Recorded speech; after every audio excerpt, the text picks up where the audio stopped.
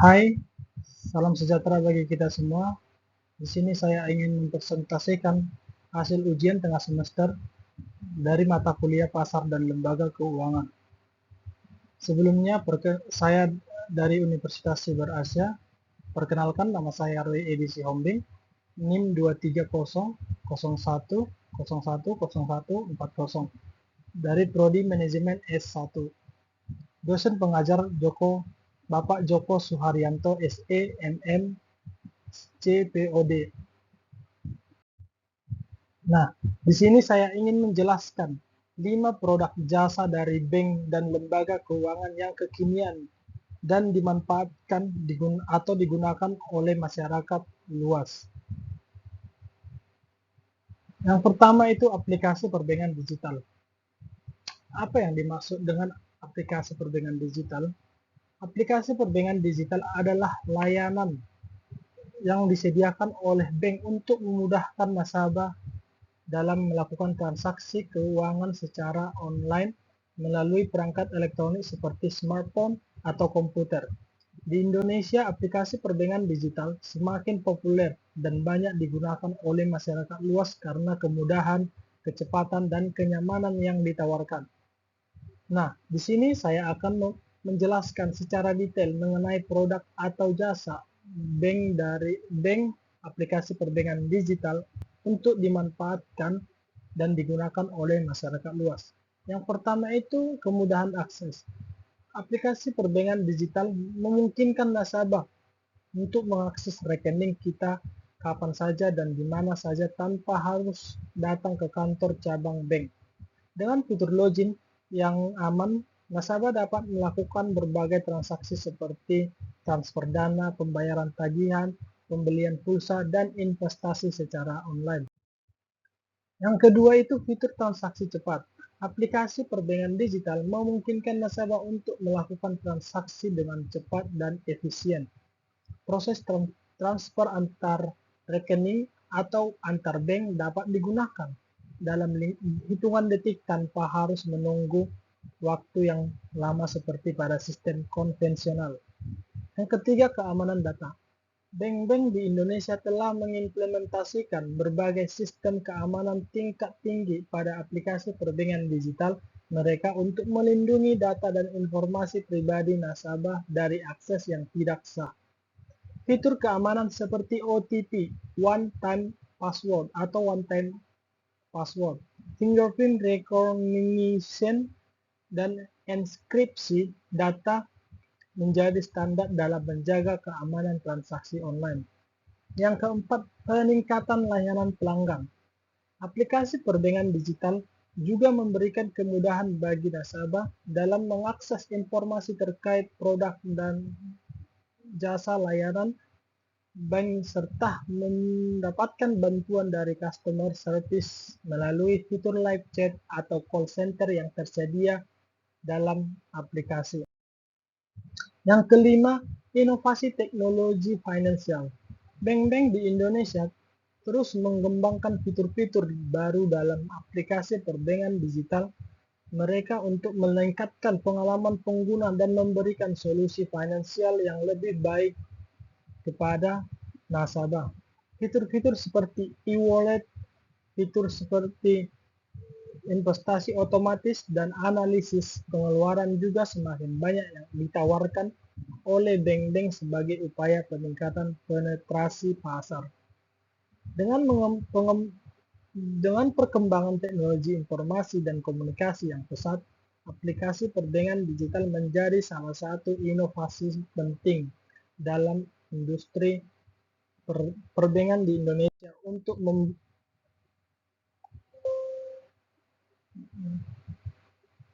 yang kedua, produk atau jasa layanan yaitu layanan pembiayaan peer-to-peer atau bisa disebut P2P. Layanan pembiayaan peer-to-peer merupakan salah satu jenis layanan keuangan yang semakin populer di Indonesia. P2P lending adalah praktik meminjamkan uang kepada individu atau bisnis melalui platform online dan menghubungkan peminjam dengan investor. Layanan ini memberikan kesempatan bagi masyarakat luas, terutama bagi mereka yang sulit memperoleh akses ke layanan keuangan tradisional seperti bank, untuk mendapatkan pembiayaan dengan proses yang lebih cepat dan mudah. Salah satu manfaat utama dari layanan P2P lending adalah kemudahan dalam mengajukan pinjaman. Proses pengajuan pinjaman melalui platform P2P lending cenderung lebih sederhana dan cepat dibandingkan dengan bank konvensional. Selain itu, P2P lending juga memberikan kesempatan bagi para investor untuk mendiversifikasi portofolio investasi mereka dengan cara berinvestasi dalam pinjaman kepada individu atau bisnis tertentu. Namun, seperti halnya layanan keuangan lainnya, P2P lending juga memiliki risiko tersendiri. Risiko-risiko tersebut antara lain risiko kredit atau default risk, risiko likuiditas, dan risiko operasional. Oleh karena itu, penting bagi para peminjam dan investor untuk memahami risiko-risiko tersebut sebelum menggunakan layanan P2P lending.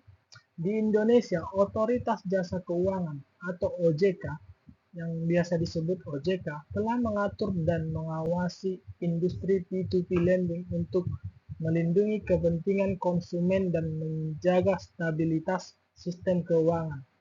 Beberapa platform P2P lending terkemuka di Indonesia antara lain Coinworks, Investree, Amarta, Modalku, dan Danamas.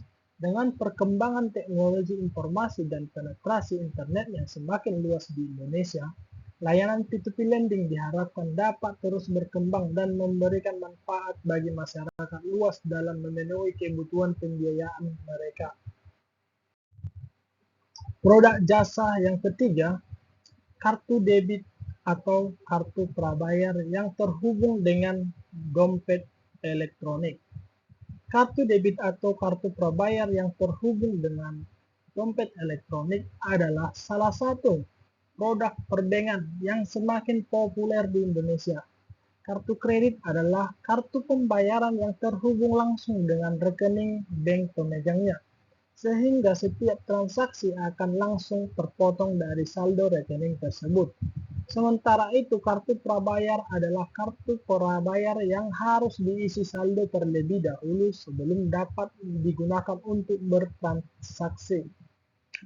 Dompet elektronik merupakan teknologi memungkinkan pengguna untuk menyimpan uang secara digital dan melakukan transaksi non-tunai dengan mudah. Dengan menggabungkan kartu debit atau kartu prabayar dengan dompet elektronik, masyarakat dapat melakukan transaksi pembayaran secara praktis dan efisien tanpa perlu membawa uang tunai. Pemanfaatan kartu debit atau kartu prabayar yang terhubung dengan dompet elektronik oleh masyarakat luas di Indonesia memberikan berbagai manfaat antara lain. Yang pertama, kemudahan dalam bertransaksi. Masyarakat tidak perlu repot membawa uang tunai karena dapat melakukan transaksi non-tunai menggunakan kartu debit atau kartu prabayar yang terhubung dengan dompet elektronik. Yang kedua, keamanan. Pengguna kartu debit atau kartu prabayar yang terhubung dengan dompet elektronik lebih aman dibandingkan membawa uang tunai dalam jumlah besar. Yang ketiga, pelacakan transaksi. Setiap transaksi yang menggunakan kartu debit atau kartu prabayar yang terhubung dengan dompet elektronik akan terekam secara digital, memudahkan pengguna untuk melacak riwayat transaksi mereka. Yang keempat, kemudahan pengelolaan keuangan. Dengan adanya fitur pelacakan transaksi, pengguna dapat lebih mudah mengelola keuangan dan membuat perencanaan keuangan yang lebih baik. Yang kelima, promosi dan diskon. Beberapa bank atau penyedia layanan dompet elektronik seringkali memberikan promosi dan diskon khusus bagi pengguna kartu debit atau kartu prabayar yang terhubung dengan dompet elektronik, sehingga pengguna dapat menikmati berbagai keuntungan tambahan. Dengan manfaat-manfaat tersebut, pemanfaatan produk atau jasa bank seperti kartu debit atau prabayar yang terhubung dengan dompet elektronik semakin diminati oleh masyarakat luas di Indonesia sebagai solusi pembayaran modern dan efisien. Produk jasa yang keempat yaitu robot advisor. Robo Advisor adalah sebuah layanan keuangan yang menggunakan algoritma dan teknologi otomatis untuk memberikan saran investasi kepada para nasabah. Dalam konteks Indonesia, Robo Advisor telah menjadi semakin populer sebagai alternatif investasi dan efisien dan mudah diakses oleh masyarakat luas. Berikut ini adalah penjelasan secara detail mengenai produk atau jasa bank robo advisor untuk investasi yang dapat dimanfaatkan oleh masyarakat luas di Indonesia. Yang pertama, keuntungan penggunaan robo advisor. Salah satu kegunaan utama dari penggunaan robot advisor adalah kemudahan aksesibilitasnya.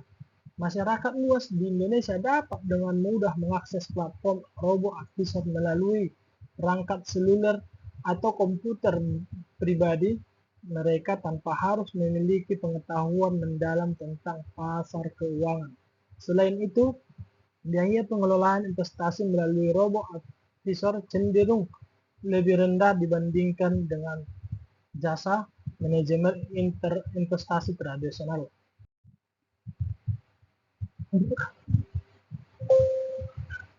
Yang selanjutnya, keterbatasan robot advisor. Meskipun memiliki banyak kelebihan, robot advisor juga memiliki keterbatasan tertentu. Algoritma yang digunakan dalam robot advisor mungkin tidak selalu mampu memprediksi perubahan pasar secara akurat, terutama dalam kondisi ekstrem atau tidak terduga. Selain itu, beberapa investor mungkin lebih memilih untuk memiliki kontrol langsung atas portofolio investasi mereka daripada mengandalkan teknologi otomatis. Poin yang selanjutnya, regulasi dan keamanan. Seiring dengan perkembangan industri fintech di Indonesia, regulasi terkait penggunaan robo-advisor juga semakin diperketat untuk melindungi kepentingan investor. Bank-bank dan lembaga keuangan yang menyediakan layanan robo-advisor diwajibkan untuk mematuhi standar keamanan dan transparansi informasi guna menjaga kepercayaan nasabah. Poin yang selanjutnya, edukasi dan literasi keuangan. Penting bagi masyarakat luas di Indonesia untuk meningkatkan literasi keuangan mereka sebelum menggunakan layanan robo-advisor. Pemahaman tentang risiko investasi, diversifikasi portofolio, dan tujuan keuangan pribadi sangat diperlukan agar penggunaan robo-advisor dapat memberikan manfaat maksimal bagi investor. Produk jasa yang kelima yaitu asuransi digital. Asuransi digital merupakan salah satu inovasi terbaru dalam industri asuransi yang memanfaatkan teknologi digital untuk memberikan layanan asuransi secara lebih efisien dan mudah diakses oleh masyarakat luas. Bank asuransi digital adalah produk atau layanan asuransi digital yang disediakan oleh bank-bank di Indonesia untuk memenuhi kebutuhan perlindungan finansial masyarakat. Berikut adalah penjelasan detail mengenai produk atau jasa bank asuransi digital yang dimanfaatkan atau digunakan oleh masyarakat luas di Indonesia. Yang pertama itu kemudahan akses. Bank asuransi digital menawarkan kemudahan akses bagi masyarakat untuk membeli polis asuransi melalui platform digital seperti website atau aplikasi mobile banking. Hal ini memungkinkan masyarakat untuk mendapatkan perlindungan asuransi tanpa harus datang ke kantor cabang secara langsung. Yang kedua, proses klaim cepat dan mudah. Dengan adanya teknologi digital, proses klaim asuransi menjadi lebih cepat dan mudah. Masyarakat dapat mengajukan klaim melalui platform digital tanpa harus mengisi formulir klaim secara manual. Yang ketiga, pilihan produk yang beragam.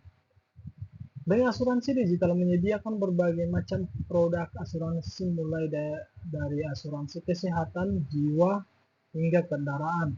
Masyarakat dapat memilih produk yang sesuai dengan kebutuhan dan budget mereka. Yang keempat, pembayaran premi fleksibel. Masyarakat dapat membayar premi asuransi secara fleksibel melalui transfer bank, kartu kredit, dan metode pembayaran digital lainnya. Hal ini memudahkan masyarakat dalam melakukan pembayaran premi sesuai dengan preferensi mereka. Yang kelima, edukasi keuangan. Bank asuransi digital juga memberikan edukasi keuangan kepada masyarakat mengenai pentingnya memiliki perlindungan asuransi, bagaimana cara memilih produk asuransi yang tepat sesuai dengan kebutuhan individu. Itulah kelima dari produk jasa perbankan yang kekinian, dan ini untuk referensinya bisa dibaca-baca dari link website tersebut.